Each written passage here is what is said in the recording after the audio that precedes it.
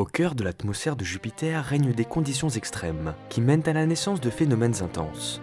À l'image de la Grande Tache Rouge, un gigantesque anticyclone long d'environ 15 000 km et large de près de 12 000.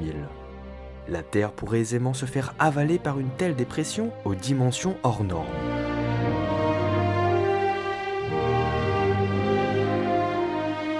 À plus de 700 millions de kilomètres de notre petite planète bleue, trône la planète la plus massive de notre système solaire.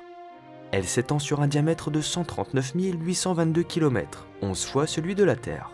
Jupiter a une composition proche de celle du Soleil, mais sa masse n'a pas été suffisante pour déclencher des réactions nucléaires et ainsi former une étoile. À la différence des planètes telluriques comme la nôtre, Jupiter ne possède pas de surface solide. Il s'agit d'une boule de gaz composée essentiellement d'hydrogène et d'hélium.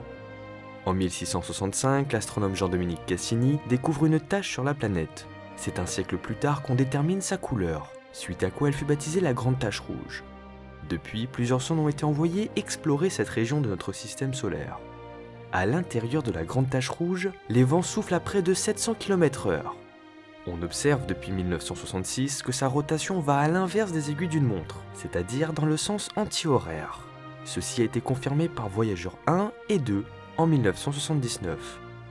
En associant les données acquises par de nombreux observatoires terrestres, les astronomes ont pu se rapprocher de la résolution du télescope spatial Hubble et obtenir des images thermiques précises.